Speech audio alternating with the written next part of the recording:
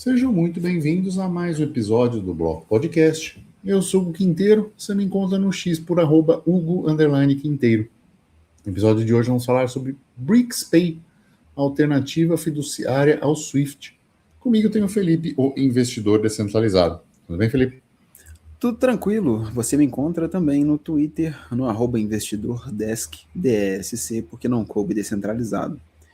E vamos explicar um pouco o episódio de hoje. Olha só, não existe ainda hoje uma moeda do BRICS, né? O Brasil, Rússia, Índia, China e África do Sul, né? São os países, a nova potência mundial. A gente não tem uma moeda desses países para circular. Acho que o Irã também está no meio, esqueci de falar, né? Enfim. Só que os especialistas do BRICS consideram possível essa criação dessa moeda ainda em 2026. Mais como um sistema de pagamento ou um mecanismo de compensação digital baseado nas moedas nacionais desses países. Só que isso é interessante porque isso não significa ser uma moeda completa. É um sistema de pagamento, certo?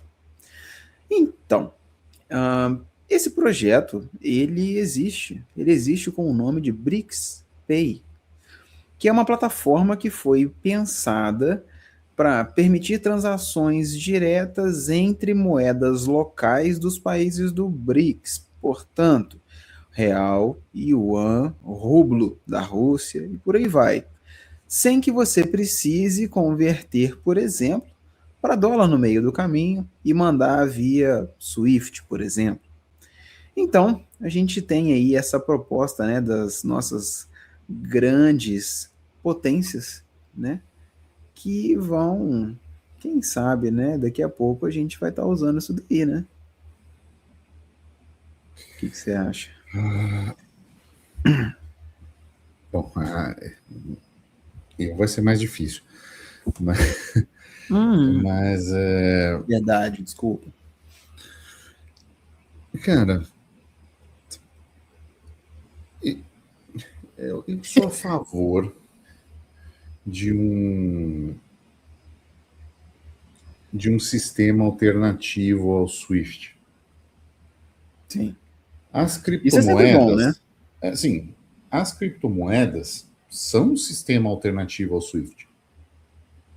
Sistema de liquidação global 24/7, com taxas muito baratas e tal. Então, assim, facilitou muito a vida das pessoas fazerem transações internacionais com criptomoedas.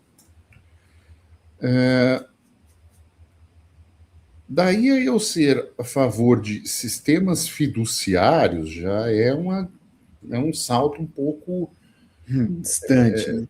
distante, né? Assim, é mais que o recorde mundial em salto de distância, entendeu? Já é uma distância grande para eu achar isso algo muito bom, mas que eu acho que estados e governos, uma vez negociando, né, não ignorando a realidade que estados e governos são entes que negociam entre si ou fazem acordos internacionais, não é? E precisam fazer essa transferência de dinheiro, eu acredito que o sistema SWIFT coloque de fato as pessoas, né, os estados e governo submissos ao governo americano. Para isso, acho que deveria existir outras formas de liquidação que já existem, né, no mundo tecnológico, já existe a tecnologia para isso, como tem nas criptomoedas, mas que não são adotadas por estados e governos.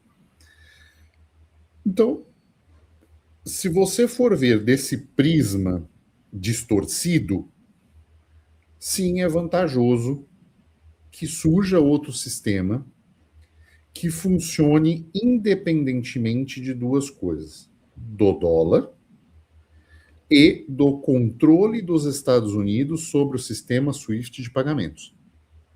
Justo. Né? Eu estou com você. acho que eu consegui me explicar, né, Não, nesse ponto para dizer que é um projeto. Porque assim, se eu chegar e falar assim, pô, é um projeto que eu apoio, mano, como assim, né? Tudo não, aí totalmente já é meio errado forte, né? dentro daquilo que você acredita. Sim, mas olhando o prisma do mundo atual e como esses sistemas funcionam, não fugindo à realidade, e não acho que isso vai ser bom para indivíduos, mas para o comércio global, é bom que se floresçam novos sistemas de pagamentos. Porque o SWIFT ele é caro, limitado e altamente controlado e regulamentado pelo governo dos Estados Unidos, que faz parte do que a esquerda critica como o imperialismo americano e que, em certos pontos, nós temos que concordar com isso, com essa fala de imperialismo, de impor certas sanções que não necessariamente são justas. Porque nós estamos falando do maior Estado do mundo, da Uhum. história da humanidade. Né? Não só do mundo atual, mas da história da humanidade. E esse controle sobre comércio internacional, mesmo dentro do que nós acreditamos, da ilegitimidade dos estados e governos e do viés libertário, nós temos que entender que o SWIFT ele é extremamente totalitário. Então, precisam ter formas alternativas de países comercializarem entre si sem depender desse sistema. Então, acho válido isso surgir. Tá? Sim, tá. Eu vou corroborar até com você, né? Nisso daí eu concordo. Eu acho que no caso aí a competição, né? Que, por exemplo, o Swift e o BRICS-Pay, ela só vai favorecer o usuário, né? Quem de fato vai precisar mandar dinheiro por esse meio. Então, super concordo, sou a favor disso daí. Só que você tem, né? O porém, né? Que você ter talvez essa interação regulada por estados e governos, como não muito diferente do que já é, né? Uhum. Mas, enfim, é um nível um pouco maior. De toda forma, né? Eu só queria trazer, né, essa questão do BRICS-Pay para que para embasar melhor, né, o nosso episódio, a nossa fala aqui é o seguinte: ele já meio que está rodando, tá? Em 2000, dados, tá? 2025, 90% do comércio intrabloco era feito com moedas locais, já. E em Uhum. 2023, ou seja, um pouco para trás, antes de 25, era 65%, ou seja, teve uma diferença aí de 25%, um aumento, né, de 25%. Então, o que que acontece? Quando o Brasil ele vende soja para a China, cada vez mais essa transação é liquidada direto no par real e yuan, sem ter a necessidade de passar pelo dólar como intermediário. Beleza? Isso se traduz num custo, da redução do custo de transação, certo? Primeiramente, o que também é muito bom, tá? E, e eu acho que é aí que os outros países têm pensado também. Você também não fica exposto às sanções que podem ser impostas pelo ente no meio, no caso, quem tem é o dono do dólar, entendeu? Uhum. Então, assim, às vezes não é uma questão de substituir moeda, as moedas continuam funcionando normal, né? Até porque você fazer uma moeda de fato ela é complicada. E algum tempo atrás a gente até noticiou essa questão de vai ter uma moeda do BRICS e não sei o que, né? Ver aquela chuva de crítica, porque também eu critico isso, mas o que acontece, né? Se você for avaliar o nível de diferença que tem nas políticas monetárias e nas economias de cada um desses países do bloco do BRICS no geral, você, para fazer uma moeda comum entre eles, porra, o nível de equalização ou harmonização ali teria que ser muito grande. E Cara, você tem. você não imagina a necessidade, o tamanho da reforma fiscal e política que o Brasil precisa fazer para adequar a não ter uma moeda que ele tenha o poder de impressão e emissão de dívida. Não, exatamente. Tipo assim, muito absurdo. E, por exemplo, até dentro do próprio BRICS, você tem, às vezes, uma rivalidade ali entre China e Índia, entendeu? Uhum. E aí, como é que você vai fazer um consenso para fazer uma moeda no meio desse negócio? Então, tipo assim, isso fica difícil, sabe? É muito difícil você fazer. Então, o sistema financeiro, no geral, às vezes uma layer 2, né, do que são todas as moedas de cada um desses países, faz mais sentido, né? E parece que o BRICS Pay ele é mais ou menos essa ideia, né? Fazer isso. Tipo assim, é um layer 2, porque cada país continua sendo soberano sobre a sua própria moeda e inflacionando à vontade e sendo o que eles quiserem ser. E acima disso, você faz uma layer 2 que permite uma troca facilitada, né, entre um e outro. É óbvio que observando sempre, né, a manutenção do poder de compra de tal ou qual moeda que vai estar transacionando ali nesse meio, sabe? Então, assim, seria mais ou menos isso. Mas em termos práticos, né, o que está mais avançado tecnicamente hoje, né, falando na questão do BRICS Pay, é essa interoperabilidade entre as moedas digitais do Banco Central. Por exemplo, o Banco Central da Índia, ele já propôs vincular uma CBDC dos BRICS para facilitar pagamentos na Índia e também transfronteiriço para os outros países que aceitassem isso. Isso era uma previsão para 2026, sabe? Então, tipo assim, meio que eles aceitam, sabe? Eu abro as pernas para essa ideia, entendeu? Entra no que a gente acabou de falar aqui, a dificuldade de você colocar e criar uma moeda nesse sentido. Mas, né, talvez essa camada, né, que a gente está trazendo aqui, né, do BRICS Pay, vai fazer sentido, tipo, muito mesmo, e vai reduzir a influência do dólar, né? Porque, assim, se a gente for olhar dólar, né? O dólar hoje, ele ainda é mais de 80% das transações comerciais no mundo. E ele também é a maior parte das reservas internacionais de outros países, né? A gente teve casos, beleza, da China vendendo E dólar a para comprar segunda maior ouro. cripto.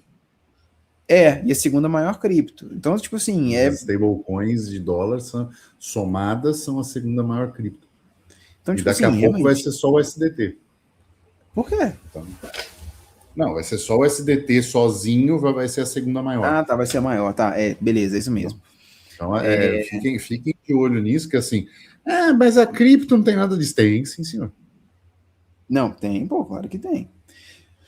Enfim, a grande questão é que existe muito disso ainda, da questão do dólar. E, por exemplo, até para você aí, né, a União Europeia. A União Europeia, ela, em tese, ela não depende do dólar e ainda assim metade das compras que eles fazem é em dólar. Então, tipo assim, sair do dólar, ela é uma tendência que, assim, Porque pode não ter pegado ainda, mas ela vai. petróleo, gás, essas coisas, tudo dólar. Então, e a gente teve, né, alguns tempos atrás, o pessoal falando, tipo assim, que não sei quem que compra petróleo em tal lugar vai começar a fazer essas trocas em tal moeda. Acho que era em yuan, uma coisa assim, sabe? Então, assim, isso É, talvez mostra, né, um posicionamento, né? sim, sim. Um pequeno parênteses só para euro, né? Que as pessoas acham que o euro ele é secundário na economia global, mas eu diria que essa nem é a função do euro no global.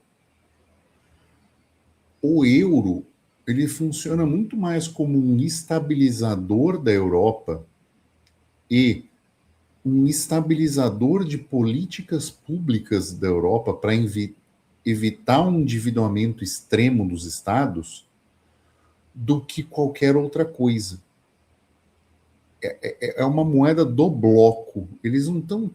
Lógico que essas interferências, né, por exemplo, o aumento do petróleo, ele veio em dólar, ele também automaticamente é convertido para euro.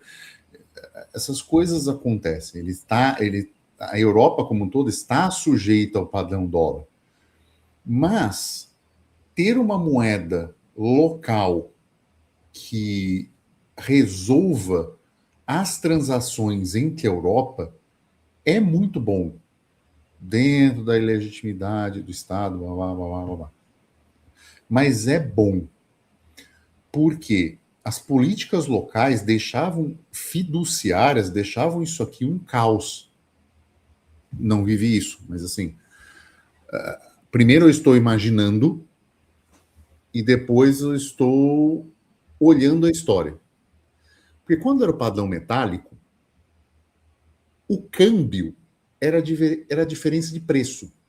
Você vê relativamente homogêneo, a composição das moedas em percentual de ouro era basicamente, ouro e prata, eram basicamente as mesmas nas mesmas épocas. Então, o câmbio que você tinha era a diferença de preço, de peso.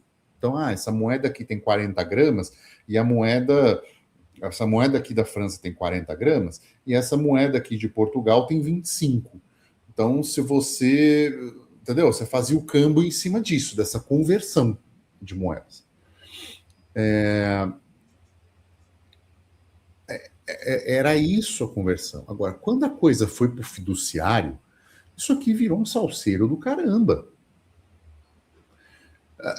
Então, aí vai a Grécia lá emitia, a Itália lá emitia dívidas em lira, aí as pessoas iam lá no marco alemão, compravam a moeda do marco, a dívida em marco alemão, na hora de transferir a cotação entre marco e libra esterlina era X e Y, Z. A libra ainda existe, né? Talvez tenha sido infeliz. Na peseta espanhola, que estava em tanto e não sei o que, cara. Você imagina, num lugar do tamanho do Brasil, você ter 50 moedas brigando entre si. Né? Então, precisa de uma certa harmonia. E isso não significa que o euro não tem poder internacional. Ele tem poder dentro do bloco de homogeneizar isso. Por quê? Porque a coisa custa 3 euros. Aqui em Portugal, o cara da Grécia entende se isso é barato ou caro para o padrão de vida dele. Né? Uma refeição no restaurante em Mônaco custa 30 euros. Pagável. Né? Para uma coisa que você não vai fazer a vida inteira, pagável para um português. Mas ele não consegue entender isso naturalmente. O câmbio já está ali. Entendeu? Então, eu acho que isso é importante de esclarecer, porque não é uma coisa que é comum no Brasil, sabe? As pessoas acham que o euro é irrelevante internacionalmente. E eu digo que sim, em termos de mundo, mas em termos de bloco ele é muito importante. Ele faria sentido, sim, entendo. Entendeu? Então, assim, mas também... Desculpa Aí, a digressão total em relação ao foi BRICS, até boa. mas talvez o BRICS Pay funcione um pouco como isso, sabe? Uma agência oficial de arbitragem de câmbio para facilitar esses pagamentos. Porque eu não acho que vai haver uma moeda comum, mas você ter uma entidade ou uma coisa dentro desse bloco que agilize esse pagamento funcionando como um SWIFT, mas com câmbios distintos, deixa, ao meu ver, os sistemas de pagamentos internacionais mais descentralizados, por mais que eu não concorde com as premissas políticas da fundação desse sistema. Cara, sim. Super justo, concordo contigo no que você falou, e eu acho que, assim, foi até bom, porque conecta, né, com o que eu ia trazer aqui para frente e tudo mais, porque, assim, é válido a nível de bloco, foi como você falou. A única diferença é que a gente não tem um, um livre, fácil e barato acesso ao bloco do BRICS. Eu não consigo dar uma voada ali na Rússia igual você pega um trem sabe, e chega na França. Entende? Então, tipo Uhum. assim, no caso aí seu, no caso do euro, essa facilidade intra-bloco, ela faz mais sentido, eu diria, sabe? Eu entendo que sim, beleza, tem as necessidades comerciais, né, claro, entre os países do bloco do BRICS, beleza, mas assim, pelo menos na questão da pessoa, né, de se movimentar e tal, você fica um pouco limitado. Enfim, de toda forma, né, é, é importante a gente trazer, ainda mais com o que você falou, o que, que o BRICS Pay muda, né, no caso do brasileiro, né, na vida do brasileiro. Porque, gente, o BRICS Pay existe, tá? Ele existe e ele está funcionando. Então, assim, se você não sabia, você ouviu primeiro aqui, né, like, subscribe. Mas a questão é o seguinte, né, é a gente avaliar como que isso afeta, no caso, né, o brasileiro no geral aqui, né. Seguinte, na prática mesmo, não muda nada para o brasileiro, beleza? Você vai continuar usando real, vai continuar usando Pix, pagando boleto e tudo mais, tá? O que muda, de fato, é, assim, por dentro, né? Por detrás das coisas. O que, que você vai ter? Algumas empresas que são exportadoras ou importadoras, elas vão provavelmente ter um custo de transação menor, porque não vão ter que passar pelo dólar, né? E também elas conseguem fugir de certas sanções dos Estados Unidos, que, por exemplo, às vezes sanciona alguém que negocia com a China, negocia com a Rússia, por exemplo, né? O Banco Central nosso, Brasil, ele vai ganhar mais margem de manobra no câmbio para fazer isso. E no médio e longo prazo, caso esse comércio, assim, extra dólar, né? O comércio entre esses países do BRICS continue crescendo, isso vai acabar afetando, né, a nível mundial a demanda por dólar e, por consequência, vai dar uma mexida também no custo de financiamento, na dinâmica inflacionária. Então, tipo assim, é uma coisa mais longa, tá? Mas que poderia acontecer indiretamente.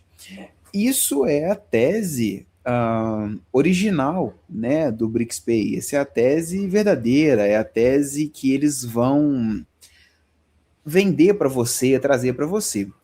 Eu, como um bom descrente, né, no Estado centralizado como ele é hoje, eu não sei se isso melhoraria tanto. Eu acho bom, igual a gente falou aqui no início, é bom que você não tenha dependência no dólar nem no Swift, mas eu não sei se isso seria uma coisa a ponto de baratear, porque a gente viu agora recente, eu estava vendo isso, né?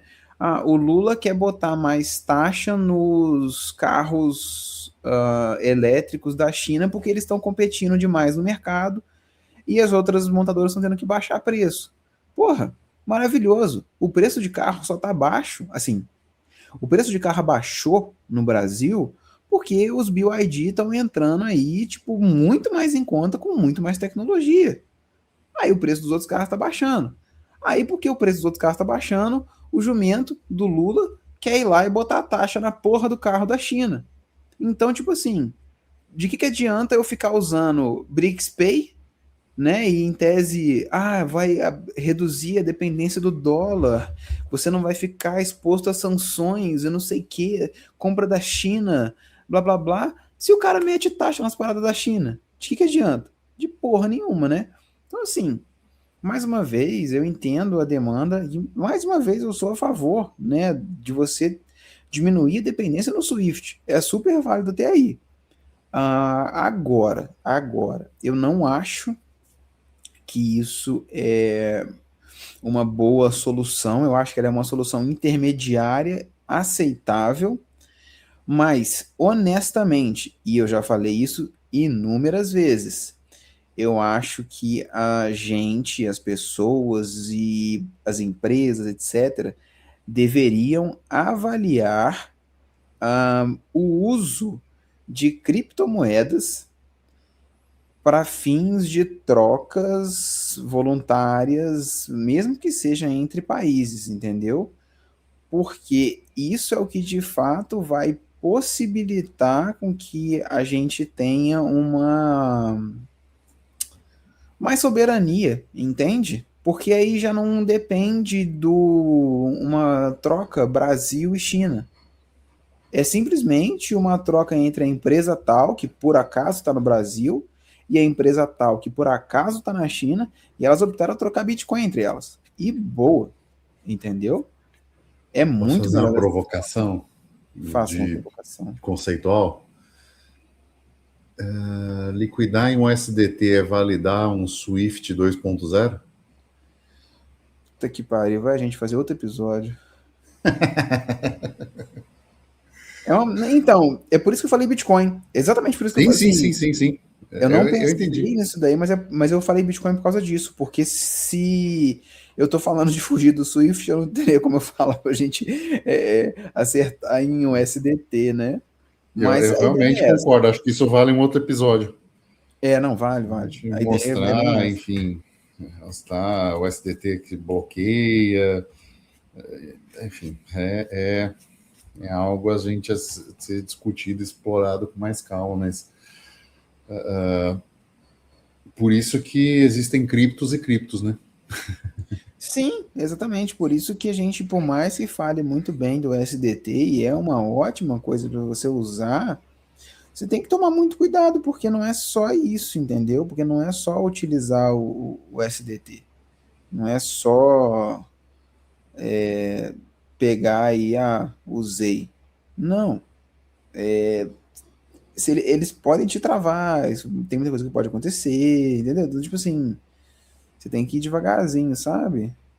Uhum. Bom, acho que esse episódio deixa um recado de como as coisas estão acontecendo em termos de estados e governos.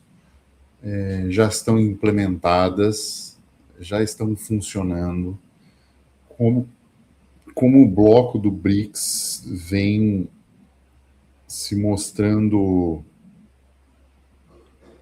uma alternativa cada vez mais incômoda ao dólar, né? Um bloco formado praticamente pela maioria das pessoas do mundo, né?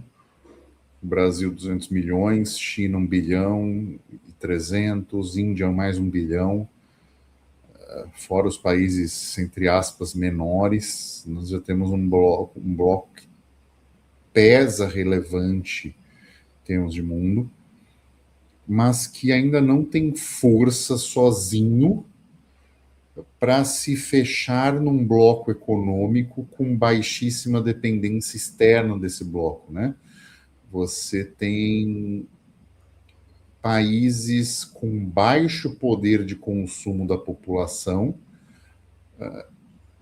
relativo para você, por exemplo, absorver a capacidade industrial inteira de uma China. É. Você tem países que não conseguem absorver todo o agro brasileiro ou todo minério e questões, por mais que a China seja o maior comprador do Brasil, mas você ainda tem outros comércios que esses países não entre si não conseguem se fechar, entre aspas, e ser uma alternativa real ao poder dos Estados Unidos como economia. Não dá, principalmente da maneira com qual esses países estão organizados. Né? Então, assim, a China é a vendedora de produtos do mundo, de tecnologia, de coisas, né? de painéis solares, de tudo, o Made in China, né? Uhum. O Brasil produz o agro, né? A Índia tem um certo agro que atende bastante ela, principalmente em uma zona de agricultura de até 3 safras ao ano, mas o Brasil tem isso mais arraigado, mais de fazer mesmo e exporta para muito lugar. Mas, como grupo, não vai ter ainda esse tipo de função, a não ser que adentrem outros países, né? A suficiência de petróleo desse grupo não é atingida, ao contrário dos Estados Unidos, né? Então ainda depende, a não ser que um Emirados Árabes Unidos se torne BRICS, né? Uma Arábia Saudita, ou um Irã, né? Mais ferozmente atenda esse mercado, mas nós não temos ainda esse conjunto de países formados e acho difícil ter, né, que consiga competir com um bloco americano, uma OTAN da vida. Talvez, de novo, esse sistema, ao meu ver, é bom dentro das ressalvas todas que fiz e a gente fica observando, né, os próximos acontecimentos, porque como os indivíduos nós somos apenas espectadores desse cartel de máfias estatais, né? Mas é isso, com isso a gente vai chegando ao final de mais um episódio. Lembre-se, chegou até aqui, deixe seu like, deixe seu comentário. E é isso, ficamos por aqui e tchau.